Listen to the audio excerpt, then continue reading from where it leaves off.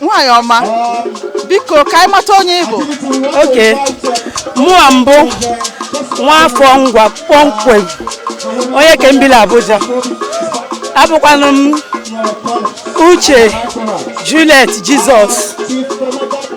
Abụ m actress. Eji m agụ egwu chọọchị. Dịkwa art ihe onyonyo ka a na-ekpọ fim. Nwada daalụkwa. Biko kedu ihe ị nwere ike ịgwa anyị maka mmemme oriri ji ọfụ nke ndị Nollywood? Mmemme eriri ji ọfụ nke Nollywood. Ndị mmadụ na-ekwu na-eji ọgwụ eme ya. Agwago m gị na nwa Ada Jizọs ana m aga ebe eji ọgwụ eme ihe. Mmemme Nollywood ihe eji akpọkọta ụmụaka Igbo bi na Abuja. Anyị bịa nnọkọ rikọ mụọ nwaanyị obiọma. O nwekwara ndị inye ihe kwesịrị enyekwa ha. So mmemme iri ji Nollywood bụ ihe ụmụnne ji anọkọ ọnụ iji gosi ọdịmma ndị Nollywood na Abuja. Nwada daalụ, nwada dị mma. Biko ka anyị mata onye Igbo. Afa m bụ Nwada Precious Ụcha Umekwe, mana ihe a na-etu m bụ Akwụugo mma m si na chi. Nwaanyị makarịsịa. Akwụugo. Biko kedu ihe ị nwere ike ịgwa anyị maka mmemme oriri ji ọfụ nke ndị Nollywood? Mmemme na-eme ụbọchị tata bụ mmemme olili ji ọfụrụ nke ndị Nollywood nke arụ anụnwa bụ 2020. Inekwa n'anya ịfụ na ihe a na-eme na-aga ọfụma. Tata bụ ụbọchị pụrụ iche na ndụ ndị Igbo, maka na Igbo bụ ndị nwe omenala dị na ihe gbasara oriri ji ọfụrụ. Biko oriri ji ọfụ a kedu ka isi fụ na iji wee kwalite mmemme ọdịnala Igbo na ịkwalite udo na ịfụnanya ndị Igbo? Nne, ịma na ịnanya ife a na-eme ebe a n'ụbọchị tata, ọ ga-edokwana gị anya na ihe a emego ọtụtụ ndị mmadụ si n'ebe ụlọ ọrụ ha dị iche iche na ihe ha na-emerụba dị iche iche wepụta n'ụbọchị tata maka emume nke ụbọchị tata. Nke a gosi na omenala bụ ihe ejikọta, bụ ihe nkwalite udo na ọganiru nke ana Igbo, nke ụmụ ndị Igbo, ụmụafọ Igbo. Nwaanyị ọma. Biko ka anyị mata onye Igbo. Mụnwa bụ ọkaikpe ukwu Emejulu Ọkpala ukwu Ọkpala eze ukwu.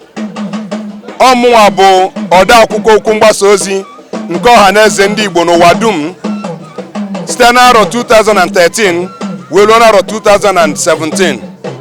Mụnwa bụzikwa onye isi nche na ọha na eze ndị Igbo General Assembly Worldwide. Kịta bụkwala onye isi ndị na-ekpokọta ka onye ọbụla bụ onye Igbo n'ụwa niile bụrụ ndị ọha na eze ndị Igbo dum. Ndewo. Nwoke ọma. Biko kedu ka isi fụ ihe a na-eme ebe a tata?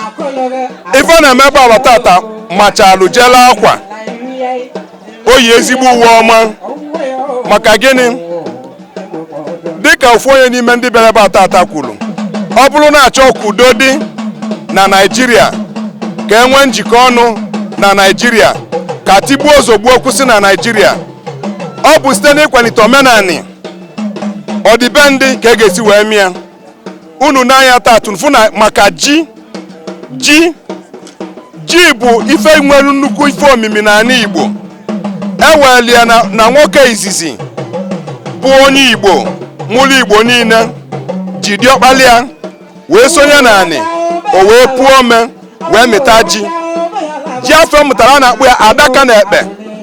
Nye kpatara ndị Igbo ji eme mmemme na oge ọbụla ewetara ji ọfụ na-ege eme mmemme iji wee sọpụrụ onye izizi afọ eji wee nweta ji n'ụwa dum. Na mmemme a ị na-anya ndị gbagi anyị nọkwa fa na-eme ya, fa na-akọ ji. Ndị gala na-emekwa mmemme a. Nya mfe na-eme tata bụ Nollywood amaka. Ọ bụ ofu ife ga-eweta njikọ ọnụ na ịdị n'otu na ọganiru n'obodo akpọ Naịjirịa. Kwụsị mpụ niile a na-eme n'obodo a. Ekene m unu. Ka anyị mata onye Igbo. Afa m bụ Chief Onwura Agility Ifeanyi Chukwu. Abụ m onye Umoji n'Idemmili North. Abụ m the chairman of Association of Entertainment Practitioners, Bolo, the senior special advisor to the president of Actors Guild of Nigeria on international travels. Manabukwam, the former chairman, Actors Guild of Nigeria. Nwoke ọma biko, kedu ka isi fu mmemme a iguzobere n'ụbọchị tata? Nne m omenala na-atọ m ụtọ pụrụ iche maka na ọ na-adịba m ka ọ nghọrị na anyị ga na-eme omenala ndị ọzọ anyị etufuo nke anyị eme ya n'ihe onyonyo asị na ọgwụ ka ndị nwa na-agwọ mana ụzọ ha si ebi ndụ arọ one na one ga-aga mụ na ụfọdụ ndị wee tụba atụmatụ si ka anyị nwee ihe ọ ga-abụ dịka njirimara ndị anyị kpọọ ya Nollywood New Yam Festival maka na ya chọrọ ka ọ bụrụ sọ ndị Igbo na-apụta anyị chọrọ ka ọ bụrụ obodo ọbụla chọrọ ka omenala ha pụta ha bịa na Nollywood New Yam Festival bịa gosi ya ile n'anya tata ịfụ ndị Gwari ịfụ ndị Yoruba ịfụ ndị Hausa ịfụkwasị ndị bụ ndị Igbo ma ihe omenala bụ ka anyị nọkọ ọnụ maka na asị na anyụkọ mamịrị ọnụ ọgba ụfụfụ anyị wee sị ka anyị guzobe Nollywood New Yam Festival ka ọ bụrụ ebe ndị mmadụ ga-abịa wee na-eṅomiri ihe ọma bụ akparamagwa ndị Igbo na obodo ndị ọzọ ka ọ wee bụrụ nke ga-enyere anyị aka. Biko nwoke ọma, nnukwu ihe a iguzobere ebe a tata, kedu ka o si dị gị ka ọ ga-esi kwalite udo na ịhụnanya n'etiti ndị Igbo na ndị mba ọzọ? Ịgezie ntị nụ ka m kwuru sị na ya mere ya ka ọ bụrụ sọ ndị Igbo na anyị mee ya ka ọ bụrụ ozuru mba ọnụ efugo na ndị Gwari n'ebe a na ndị Igbo na-ebi ọma ndị Yoruba na ndị Hausa n'ebe a na-ebichala ọma na-amụ amụ ụfọdụ na-akụchala aka onwe otu ọzọ esi afụ udo ọ na-abụ onye gị na ya rikọ ji tata ọfụ ga-echi ọma gị mma mba maka na gị na-erigo nri n'ofu efere onye ome ka anyị ji wee chee na Nollywood New Yam Festival a ga-akwado udo na ịfụnanya n'obodo anyị bụ Naijiria, kwado udo na ịfụnanya n'obodo anyị bụ Afrịka, kwado udo na ịfụnanya n'etiti ụwa niile gbaa gburugburu.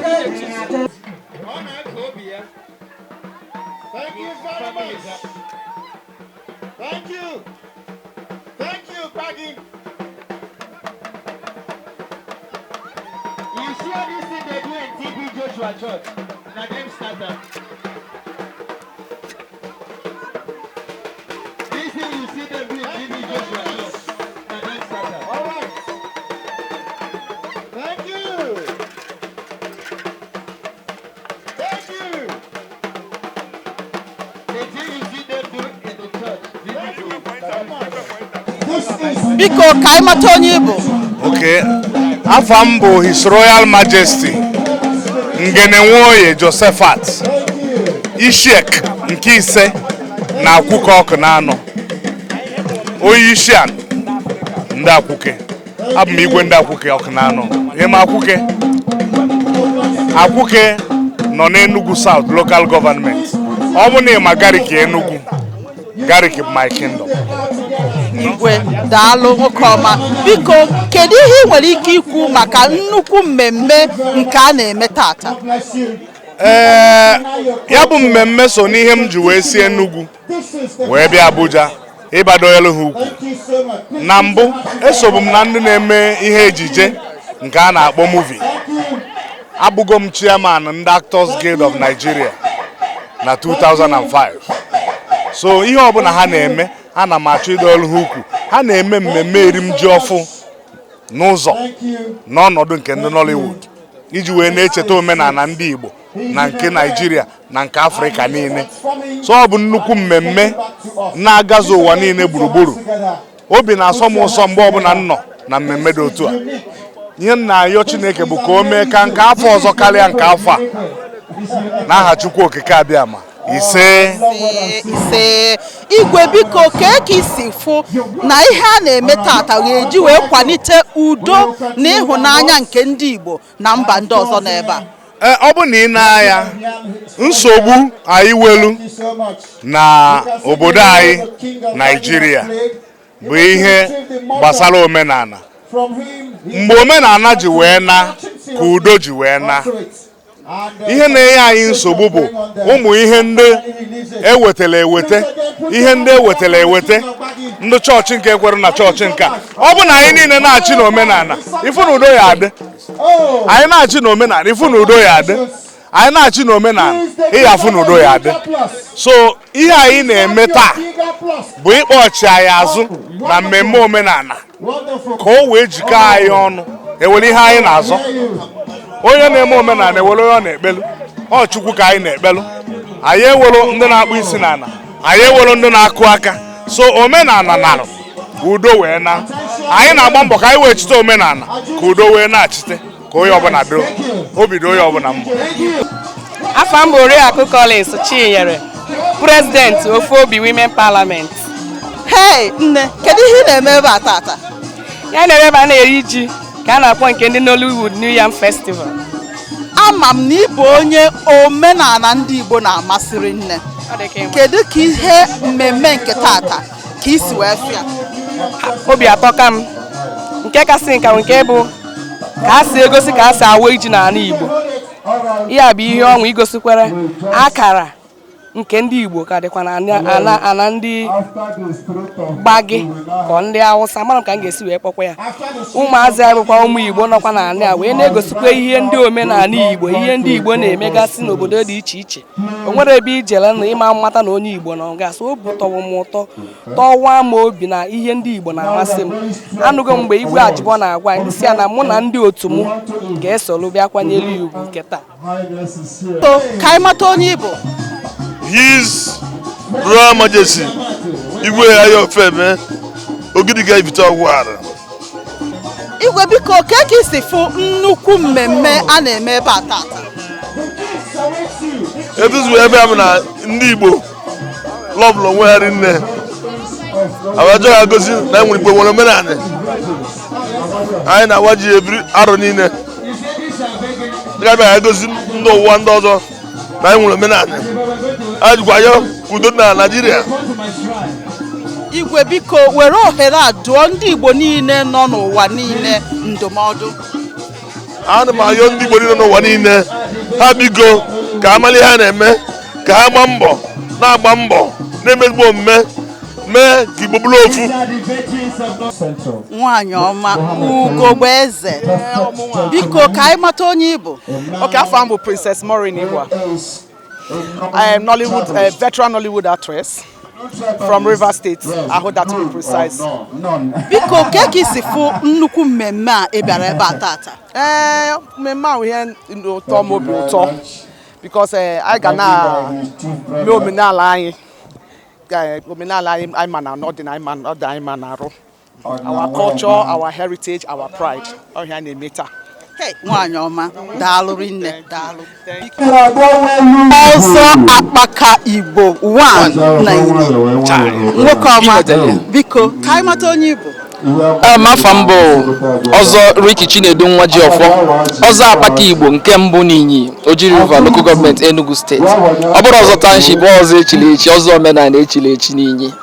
Onye mbụ abụ m movie producer bụrụkwa na actor na-emekwazi ihe ndị ọzọ maka ọdịmma nke Naịjirịa na maka ọdịmma nke ndị Igbo in a special way. Nwoke ọma biko ka isi fụ oke mmemme a na-eme ebe a tata. Wow, mmemme anyị na-eme tata bụ mmemme ịwa ji. Igbo amaka, Igbo nwere omenala Igbo tọrọ ụtọ. A sị na Igbo na-asụ n'olu mana akwụkwọ ụkwara ọbụla ofu. Onye Abakaliki, onye Imo, onye Anambra ma ndị Igbo nọ na Delta ha na-asụ nke ha na-asụ mana abịa na omenala ofu ka anyị bụ maka na onye ọbụla n'ime ha na-akwanyere ji ugwu. A na-eme mmemme ịwa ji n'ebe ndị niile mkpọchara afọ n'ala Igbo n'Enugu steeti na ebe ndị ọzọ niile. Ihe anyị nọ tata bụ ime mmemme ịwa ji, icheta na ji bụ ofu mkpụrụ akụmakụ na mkpụrụ erimeri a na-akwụ ilu ugwu n'ala Igbo. Mana nke ndị tata pụrụ iche maka na ndị Nollywood, ndị na-eme fim, ndị na-eme movie na-enene ihe onyonyo, anyị gbakọrọ ọnụ wee sị ka anyị kwanyere ji ugwu n'ụzọ pụrụ iche ka eme ya ka o yie ihe ahụ ị na-enene, ihe onyonyo na ihe nkiri ahụ ị na-enene ya ka ndị Nollywood gbakọrọ aka na-eme tata mmemme Nollywood New Yam Festival ịwa ji nke ndị Nollywood ọhịa anyị na-eme tata. Nwoke ọma biko ka anyị mata onye Igbo. Okay, aha m bụ Kingsley Azonobi. Abụ m onye Delta mana Delta na Igbo bụ ofu. Nwoke ọma biko kedu ihe mmemme tata kụziri gị n'ọnọdụ ndị Igbo na mba ndị ọzọ dị iche iche? omume nke taa kụziri m na Igbo ka bụ Nigeria. Onwe mgbe a ga-akpọ Nigeria ama mkpọ Igbo. Mụa bụ onye Delta, onye Ụkwani, but ana m anụ Igbo, ana m asụ Igbo, anụ Igbo bụ asụsụ m laikere ka mmadụ.